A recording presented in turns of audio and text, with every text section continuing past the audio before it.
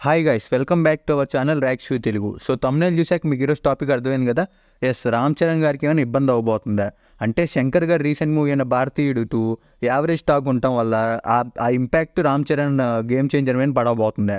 అయితే దీని గురించి తెలుసుకుందాం రండి. అయితే రీసెంట్గా రిలీజ్ అయిన శంకర్ గారి భారతీయుడు 2 యావరేజ్ టాక్తో తెలుగు స్టేట్స్ నడుస్తుంది. అంటే కలెక్షన్స్ బాగానే వస్తున్నాయి కానీ టాక్ వచ్చేసి యావరేజ్గా ఉంది.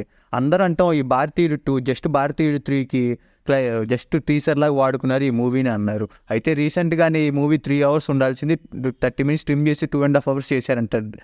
చాలా సీన్స్ ల్యాగ్ ఉండటం వల్ల. సో శంకర్ గారు కొద్ది జాగ్రత్త తీసుకోండి. అయితే ఇక్కడ కొద్దిగా ఇబ్బంది ఏంటంటే రామ్ చరణ్ గారికి రీసెంట్ టాక్ వచ్చేసి రామ్ చరణ్ గారి గేమ్ చేంజర్ భారతీయుడు 2 వల్ల ఎంతో కొంత పోస్ట్ పోన్ అవుతా వస్తుంది. అండ్ అందరూ అంటాం రామ్ చరణ్ గారి పోర్షన్ అయిపోయింది అని రీసెంట్గా ఇన్ఫర్మేషన్ కూడా ఇచ్చేశారు. అండ్ అరౌండ్ 10 to 15 days మిగతా వాళ్ళ షూటింగ్ మిగిలిందంట. అండ్ రీసెంట్గా శంకర్ గారు కూడా ఒక అప్డేట్ ఇచ్చేశారు. కానీ ఇప్పుడు బాధ ఏంటంటే శంకర్ గారికి తమిళనాడు అలాగే కేరళలో మార్కెట్ ఉంది. And Andhra and Telangana and నార్త్లో రామ్ చరణ్ గారికి మార్కెట్ ఉంది. కాబట్టి వీళ్ళిద్దరు కాంబినేషన్లో వస్తుంది మూవీ కాబట్టి ఫ్యాన్స్ అందరూ ఎదురు చూస్తున్నారు. అండ్ అలాగే కలెక్షన్స్ నెల ప్రీ రిలీజ్ బిజినెస్ కూడా చాలా జరగబోతుందని టాక్స్ ఉన్నాయి. కానీ ఈ మూవీ వల్ల తమిళనాడు అండ్ అలాగే కేరళలో ఎంతో కొంత ఇంపాక్ట్ పడబోతుంది. శంకర్ గారి లాస్ట్ మూవీస్ అన్ని యావరేజ్ టాక్తో ఉండటం వల్ల ఈ మూవీకి ఎంతో కొంత ప్రీ రిలీజ్ బిజినెస్లో ఇబ్బంది ఎలా ఉంది అని జనాలు అంటున్నారు. సో చూద్దాం మరి. నాకైతే ఎక్కడో కొద్దిగా భయంగా ఉంది, ఇంకో పక్క హ్యాపీగా ఉంది. ఎందుకంటే రీసెంట్ మూవీస్ అన్ని బ్లాక్ బస్టర్ అవ్వాల్సిన మూవీస్ అన్ని యావరేజ్ అవుతానికి కారణం మూవీ మీద హైప్స్ పెట్టుకుని వెళ్తామే అండి. ఈ టీజర్లు, ట్రైలర్లు అండ్ అలాగే ప్రీ రిలీజ్ ఈవెంట్లు చేసి మూవీ మీద హైప్ పెంచేసి మూవీకి వెళ్ళి ఏం లేకపోయేలోకి ఇబ్బంది పడి లేకపోతే బాధపడి వచ్చే ఫ్రెండ్స్ చాలామంది ఉన్నారు.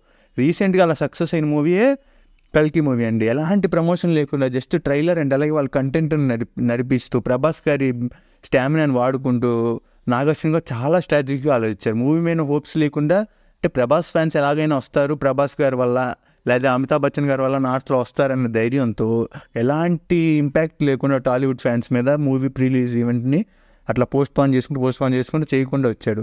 కట్ చేస్తే 1000 crores.